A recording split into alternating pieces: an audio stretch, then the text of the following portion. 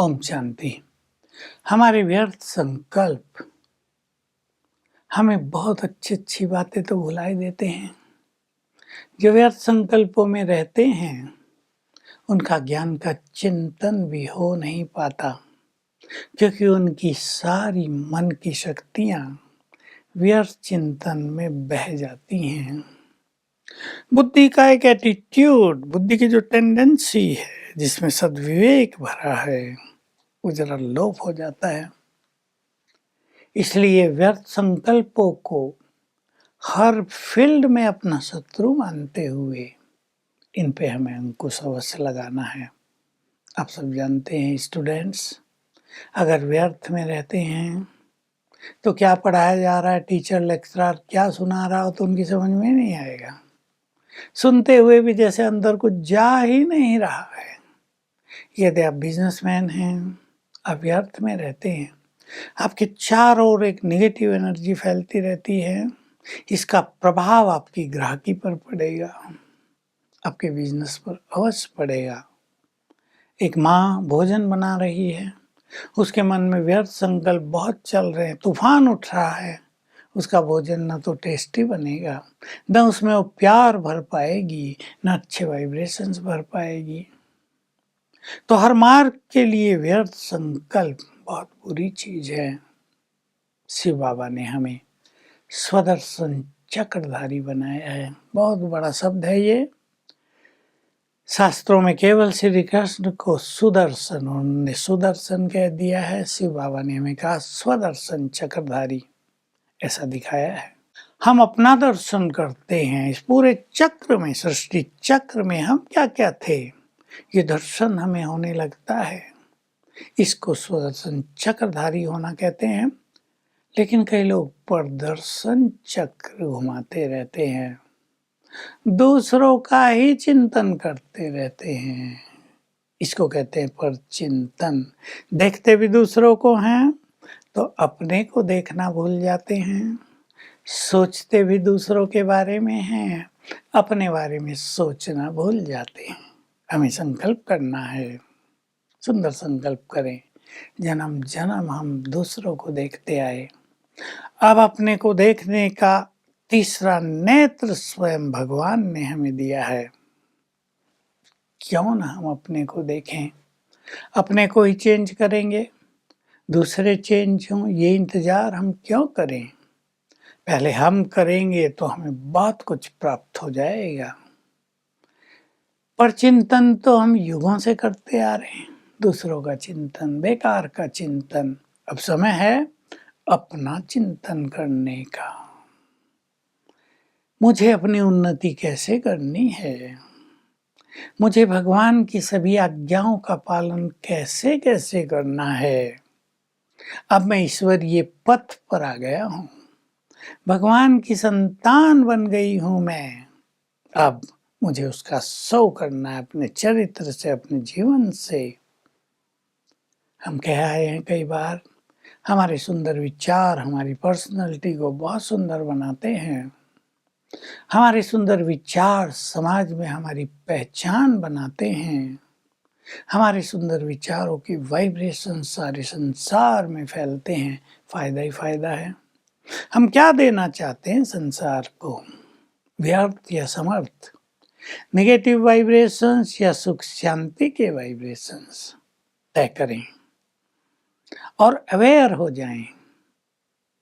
जो कुछ हम दे रहे हैं उसका हमें पता हो, और जो कुछ हम दूसरों को देते हैं ना, वो डबल होकर रिटर्न होता है, वापिस हमारे पास आ जाता है। ये बहुत अविनाशी और सत्य सिद्धांत है इस सृष्टि चक्र का। हमने लिया तो बहुत कुछ है संसार से, जन्म जन्म लिया है, अब देने की बारी है। और हमारे पास देने को बहुत कुछ है, और इस देने में कुछ खर्च भी नहीं होता। हम जितने अच्छे वाइब्रेशंस फैलाएंगे, चारों ओर अच्छा अच्छा दिखाई देगा। घरों को ले लीजिए अपने, आप अपने घर में अच्छे वाइब्रेशंस फैलाएं, क्योंकि आजकल बच्चे मोबाइल पे बहुत रहते हैं। माँ बाप की शिकायत है, सुनते नहीं हैं। बिल्कुल ठीक है, माँ बाप को चिंता भी होगी, चिंतन भी चलेगा, और बच्चे मानते भी नहीं हैं। लेकिन समाधान यही है, आप अपने घर में बहुत सुंदर वाइब्रेशंस फैलाएं ताकि उन्हें खुद रियलाइज हो कि दे आर रॉन्ग। बस इसकी जरूरत है। बोलने से किसी को रियलाइज नहीं होता। जब हम वाइब्रेशंस फैलाते हैं तो दूसरे को अपने द्वारा की जाने वाली गलतियों का एहसास होता है, रियलाइजेशन होता है, तब वो अपने को बदलते, तब उन्हें लगता अरे इससे तो मेरी पढ़ाई पर असर आ रहा है, इससे तो मेरा मन भटक रहा है, इससे मुझे मिलेगा भी क्या। रियलाइजेशन होते वो व्यक्ति समझ जाता है।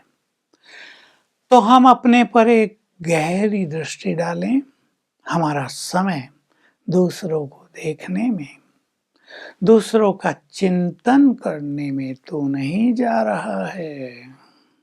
कई मनुष्य तो सुंदर स्थानों पर भी आते जाते हैं, वहां भी न जाने क्या क्या सोचते हैं, क्या क्या देखते हैं। जिस लक्ष्य से वो वहां जाते हैं उसे तो भूल ही जाते हैं कौन क्या कर रहा है। एक इच्छा बनी रहती है जानने की, और जिसको ये जानने की इच्छा रहती है ना कौन क्या कर रहा है, देखो तो सही, बड़ा नाम है इन लोगों का, देख कर आऊं कौन क्या कर रहा है। वो अपने को नहीं जान सकते। जो दूसरे को जानने की उत्कंठा में लगा हुआ है वो अपने को कभी नहीं जान सकता, वो अपनी शक्तियों को भी नहीं पहचान सकता। तो जब हम दूसरों के लिए बहुत चिंतन करते हैं, बुरा सोचेंगे, अच्छा तो कम सोचेंगे, तो जो कुछ हम सोच रहे हैं उसकी छाया वापिस हम पर भी आती है, साथ साथ तो दिखाई देगा। पर चिंतन पतन की जड़ अनुभव होगा, पर चिंतन करने वाले का चित्त शांत होता ही नहीं। ये तो बिल्कुल क्लियर बात है, दिखाई देगा। गलती वो कर रहे हैं और नुकसान हम उठा रहे हैं। वो गलती करके भी खुश हैं और हम उन्हें देख देख के परेशान हो रहे हैं। संभालें अपने को। अब भगवान हमारे पास आ गए हैं, उन्होंने हमें सत्य ज्ञान दे दिया है। अब ये गलती हम नहीं करेंगे। बहुत खोज के बाद भगवान से हमारा मिलन हुआ है, लंबे इंतजार के बाद हमें सत्य ज्ञान मिला है। बहुत परम सुख प्राप्त करने का समय है। हम पर चिंतन और प्रदर्शन में अपना अनमोल समय व्यतीत करके इस स्वर्णिम अवसर को अपने हाथ से जाने नहीं देंगे। संकल्प कर लें सभी, बहुत सुंदर। सारा संसार तो दूसरों को देखने में लगा हुआ है, हम भी यदि उसी काम में लगे रहे तो हम में और उनमें अंतर क्या होगा।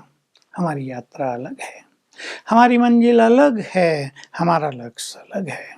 इस चिंतन को बढ़ाएं तो इस सुंदर चिंतन पर चिंतन और प्रदर्शन की बातों से हमें ऊपर उठा देगा। जबकि भगवान ने हमें कहा है दूसरों को नहीं देखना है, कौन क्या कर रहा है इस चक्रव्यूह में उलझना नहीं है, नहीं तो वृत्ति खराब होगी, दृष्टिकोण बिल्कुल बिगड़ जाएगा और अपनी जो फीलिंग्स हैं, गुड फीलिंग, ग्रेट फीलिंग्स, वो दब कर नष्ट हो जाएंगी। देख लें आप हमारे पास आए हैं ज्ञान सरोवर में, मान लो, और यहाँ बहुत महान आत्माएं रहती हैं, कितनी पवित्र आत्माएं हैं, लेकिन दो चार आपको ऐसे ही मिल गए जो अच्छे नहीं हैं। अब आपने उनको तो देख लिया, बाकी जो अच्छे हैं वो तो आपको फिर दिखाई नहीं देंगे। आप सोचेंगे यहाँ तो सब ऐसे ही हैं। पर चिंतन का तेज प्रवाह प्रारंभ हो जाएगा, आपके मन में ग्लानि होने लगेगी, हम यहाँ क्यों आए हैं, यहाँ हमें नहीं आना चाहिए। अनेक बातें, हमने ये गलती कर दी, वो कर दी, इससे आप निगेटिव हो गए और पतन का मार्ग आपने स्वयं चुन लिया है। तो हम स्वचिंतन की गहराई में चलें, अपने स्वमानों को बढ़ाएं। देखना है तो अपने को देखें, और सुंदर अवसर मिला है देखने का भगवान को, वो कैसे अपना दिव्य कार्य कर रहा है, ये देखने का सुंदर अवसर मिला है। अन्य अनेक फिलोसॉफी में तो चर्चाएं हैं, भगवान ने दिव्य कार्य ऐसे किए, ऐसे किए, हम तो उसे देख रहे हैं। इन चीजों में मग्न हो, व्यर्थ समाप्त हो जाएगा। ओम शांति।